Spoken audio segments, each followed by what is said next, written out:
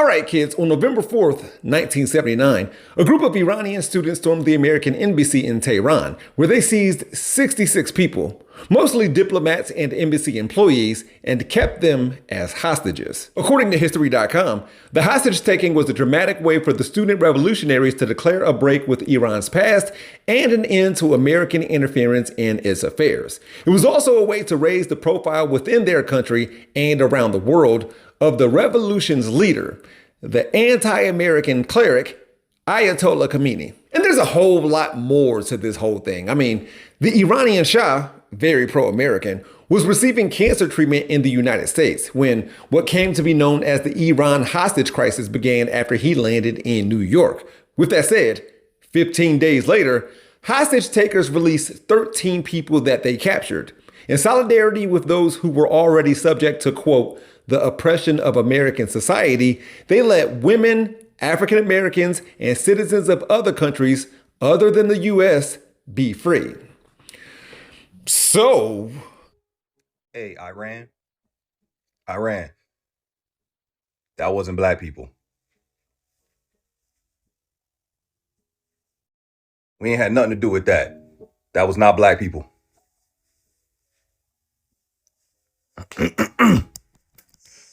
That wasn't black people.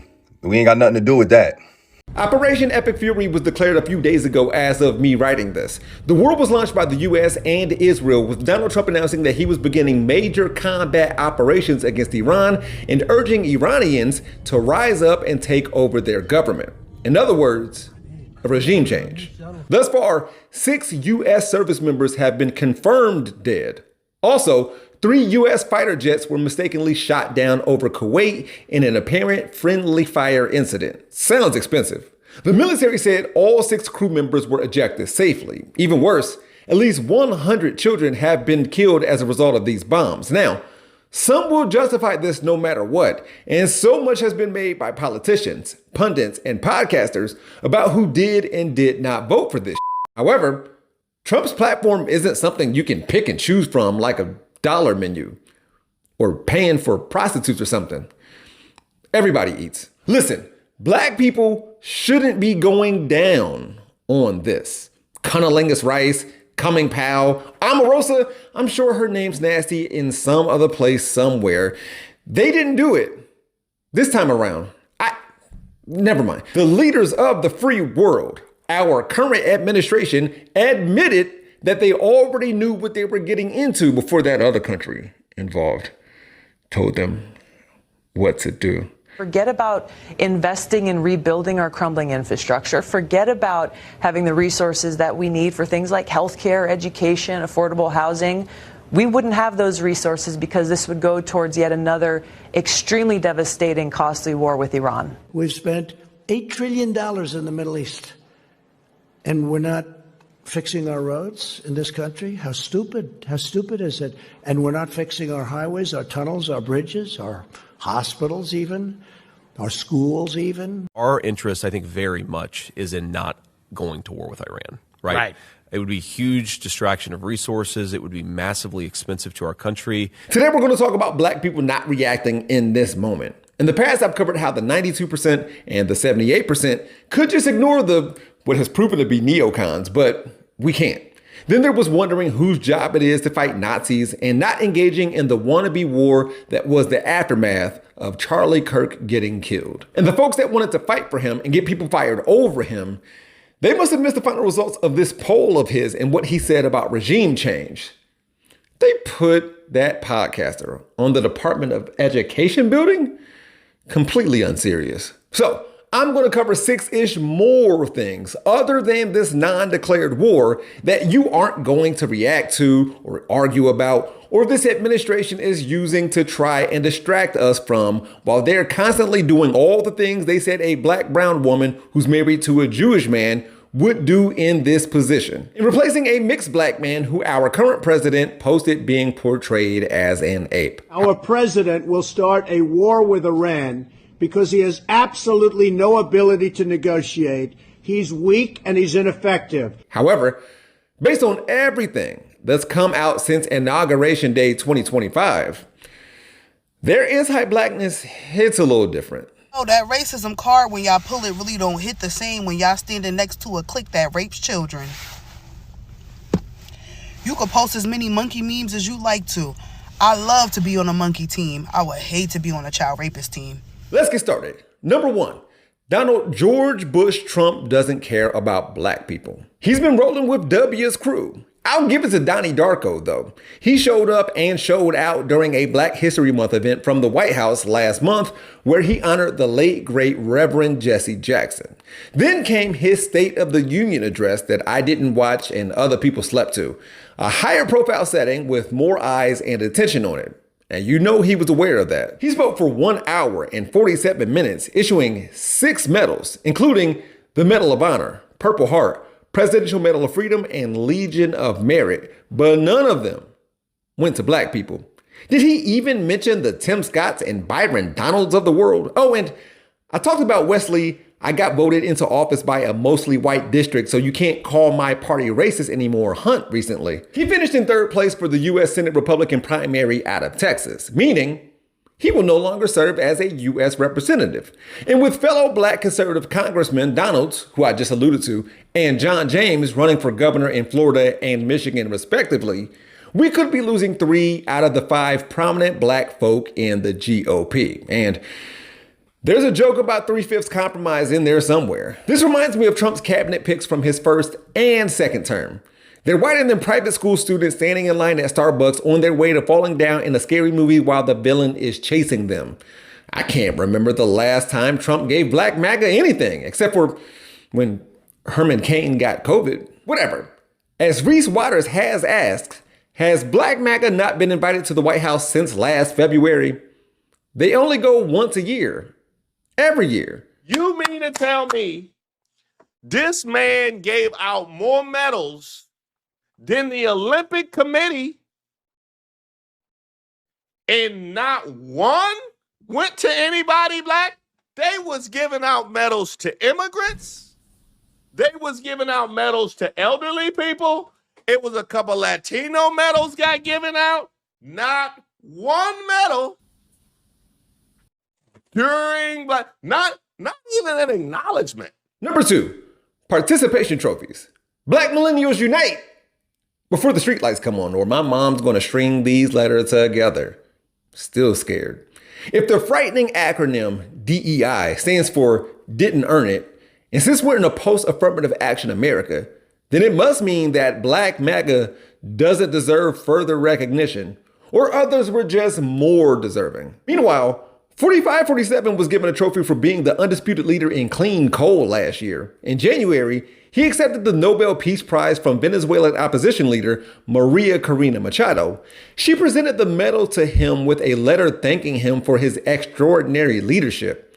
She got no extra leadership positions in Venezuela out of the deal, by the way. In December, Trump won FIFA's inaugural Peace Prize. The newly created award was given to him in recognition for his efforts to resolve conflicts around the world until Israel says otherwise. So he got trophies and medals for coal, leadership, and peace. 3 things he never participated in. Look, Don Old is from the silent generation, and he wants stuff named after him or in his honor as a lasting legacy before he flies off and files for the big bankruptcy in the fiery sky. Trump has many failed businesses. Here are just a few. Trump Ice bottled water, sold as the purest water from a secret spring, is from Vermont. Trump steaks ranged from $200 to $1,000. They were discontinued after 2 months. Trump Shuttle Airlines, Trump borrowed $250 million to buy an airline, but he didn't take care of the airplane, so an airplane crashed and then they went out of business after only 2 years. Trump Vodka, discontinued, low sales, many lawsuits over unpaid bills. His supporters made 45-47 because, according to them, they voted with their wallets, giving him credit for the economy that he inherited. He didn't earn it. Leading us here. Number 3, affordability.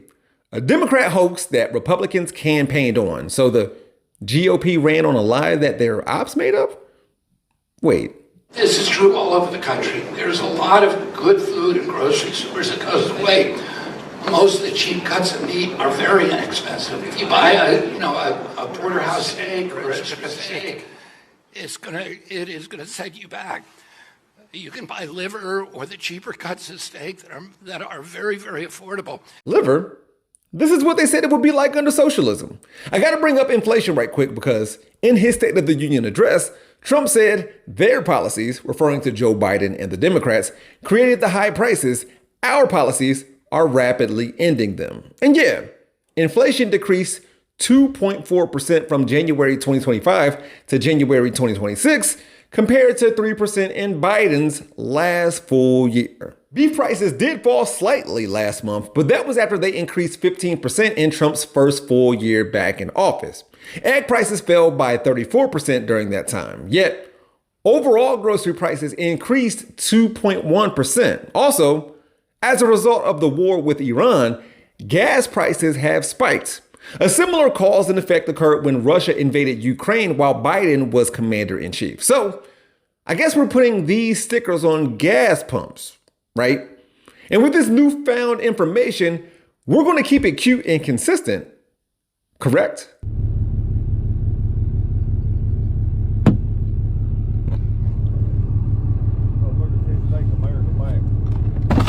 How the fuck can we take America back when these cocksuckers don't even fucking support us? Fuck these motherfuckers. Going back to Trump not caring about black people, remember opportunity zones? A common credit that he's given is the unemployment rate among black folks being so low during his Cult 45 era. This goes hand in hand with the idea that the economy was booming while he was in office the first time. And when it's worded like that, as I've asked before, I would wonder how he created this. What was the executive order? I used to be curious enough to tell someone to name that policy for me. When talking about his economy, lazy JD Boy Vance said, "You don't turn the Titanic around overnight." And never mind the fact that it's been more than 400 nights since this Titan submersible of an economy set out, but that's a weird way of telling us that we're headed for an iceberg. I don't know if that comes in the form of tariffs or manufacturing jobs lost or this war with multiple places. But they're agreeing that they can't fix the affordability issue. It's almost more broke now than it used to be when they say the previous guy slept on the job. Trump Vance doesn't have come from behind speed. This economy only runs well while they're in office when they're handed a baton once we got the lead. Again, no need to argue about it. Those that definitely should be able to can't even describe what inflation is. What is inflation? Well, inflation is when the price of things is over is too expensive because of the federal government really squandering the tax dollars. So you have the Green New Scam, hundreds of billions of dollars spent there to provide affordable energy, and it was not affordable. It was never free. It was never discounted. That money was taken from the American people and forced into the system. It wasn't a free market decision. Moving on. If you've talked about universal health care, feeding Americans, or reparations for that matter, you've gotten number 4. How are we going to pay for it? Anything. I shouldn't have to tell you how expensive this war with Iran is going to be. But even before that, just 10 years ago, the annual budget for Immigration and Customs Enforcement, or ICE, was less than $6 billion. But of course, ICE's budget has skyrocketed during President Trump's second term, becoming the highest funded U.S. law enforcement agency at $85 billion.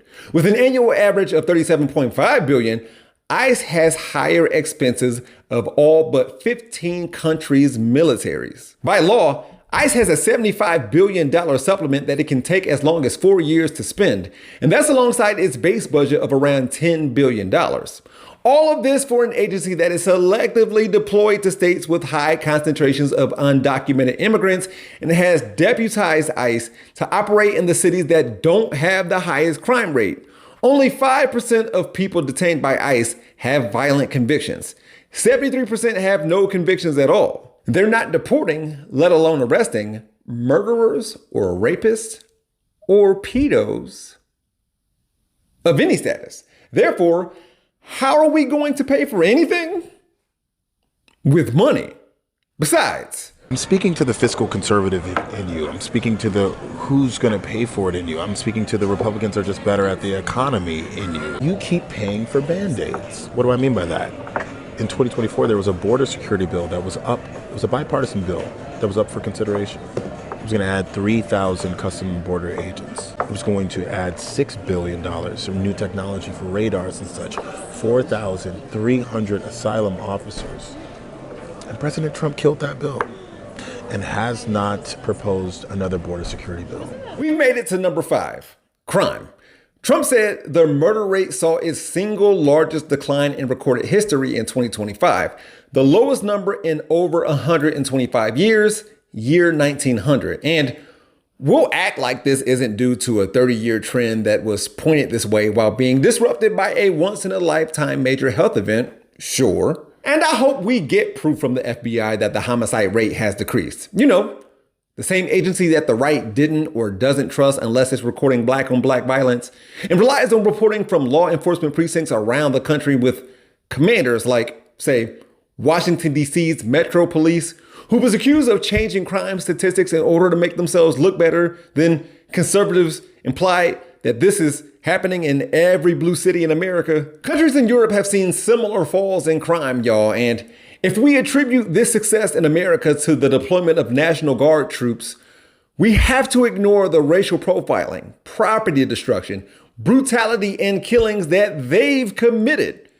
Compared to stop and frisk, this has been a full-on groping. Their actions not being considered a crime is criminal. Going back to the State of the Union address again, Trump wanted Congress to rise to their feet and show support if they agreed with this statement. The first duty of the American government is to protect American citizens, not illegal aliens. And he thought he cooked with that one. Like when people say, real eyes, realize, real lies. Well, Ruben Ray Martinez was an American citizen, and his mother voted for Trump. He was shot and killed by ICE, yet, and you knew this was coming, no one from the United States that's been named in the Epstein files has been caught, charged, or convicted. Not even a court hearing. Donald is worried about the wrong stance being taken here. I think he has people around him who were trying to find quotas around immigration, and they saw a perfect storm, if you will, that included some Somali folks and a whole lot. You know, if we're going to condemn folks, there's no Somali folks in the Epstein files. Don't get me wrong. For every action, there's a reaction. We're not suffering fools. There just won't be any debate, discussion, or dialogue around it. For instance, Son Michaud posted a video recently about a Canadian man who was spamming folks on social media with harassing comments, calling Black Americans names. He even demanded for somebody to get doxxed. Well, Son gave him what he wanted and then some. This might be the method and the message. My recommendation to you, my friend, be nice. And if you can't be nice, be quiet or be next. Since cyberbullying is a crime in Canada and Sean Ansell made his personal info publicly available, Son called the police on him. More telling was how Sean replied. So instead of a dialogue and answering my DMs, you want to create defamatory content, then name my wife and children? Wow. They want to argue for some reason. What would a back and forth even be about? That has free healthcare. Meanwhile, we're paying taxes to pedophiles on this side of the northern border where nobody is getting arrested for it, and merely mentioning the P word, any of them, might get my video ad suitability restricted on this platform. Speaking of, number 6. If he loses, man, what? You're fucked, dude. I'm fucked. If he loses, I'm fucked. It does seem that way. You can't just be like, yo, Yeah, I'm like, how long do you think my prison sentence is going to be? Do you think, will I see my children? The Epstein files. As I alluded to, Black people aren't in them, but this African American definitely is, and he's getting away with it. Elon Musk told Tucker Carlson in a different part of the interview of theirs that I just showed that he thinks part of the reason why Kamala Harris was getting so much support in her race to become president is that if Trump wins, the Epstein client list was going to become public, adding that those billionaires behind Kamala are terrified of that. Well, Elon is a trillionaire who was behind Trump. Plus, he donated millions to get him elected, and it worked. And is, to some degree, afraid of going to prison. Don't worry about the seeing his children part. He doesn't. They hate that guy. And there's various reasons as to why he could be, but it's almost like he used insider knowledge as a wedge issue to get the person in office that would be less likely to finger him. Point him out. I don't know why it would say it like that. As also allegedly being on the plane or on the island. You might recall Elon dropping the really big bomb in a tweet saying that Trump was in the Epstein files, and it's the reason why Donald wasn't releasing them. In the summer of 2020, Elon claimed that he didn't know Jeffrey Epstein's girlfriend, helper, recruiter Ghislaine Maxwell at all. That was addressing this picture of the two of them together. She photobombed me once at a Vanity Fair party several years ago. Real question is, why Vanity Fair invited her in the first place? Thinking face emoji. No, the real question is, why did Elon invite himself over to Epstein's for an epic vacation? When Sky News produced this headline, Elon Musk and Prince Andrew named in latest Epstein files release, Chief Twit believed it to be misleading, saying, Epstein tried to get me to go to his island and I refused, all caps. Yet, they named me even before Prince Andrew, who did visit. And there are community notes on Sky News' post and Elon's repost. I hope Elon read those. Probably would have been on that island at all, or more often, if they allowed him to be. Look, none of this is proof of Elon Musk doing anything with any girl. However, it is evidence of there being a deep state. The world's richest man was involved with a known pedophile and a presidency. Not that those things are mutually exclusive, and I can't believe I'm about to say this, but QAnon was kind of right. I'm not acting like I read 3.5 million documents. Just based on what I've read so far, I actually owe a lot of the conspiracy theorists I know an apology. They're dropping lizard people right around midterms. Deputy Attorney General Todd Blanche recently said that the U.S. government did not protect President Trump after what he described as the final release of the DOJ's files on convicted sex offender Jeffrey Epstein. Then came reports that the Department of Justice withheld or deleted some files related to Trump. And y'all, last week marked 1 year since conservative influencers left the West Wing of the White House waving around binders that said Phase 1 of the Epstein files on them, and all of them still have careers. If Marvel and the MCU would have robbed us of a next phase this bad, we wouldn't stand for it. When Trump or Trumpers point the finger from here on out about anything at any point, we can simply gesture towards, for example, opinion pieces, merch, and social media posts, because there's a Trump tweet for almost everything. We can remain unbothered, yet be there for those who deserve our presence and who need our assistance. Keep your peace. Donate to food banks. If you have money, give to those who can't make ends meet. We can volunteer our time with children and teens who aren't able to participate in extracurricular activities themselves. Resist ICE. Oppose this war with Iran. Speak up for Gaza and the Congo. Before I go, Ayatollah Khamenei and his wife are reportedly dead.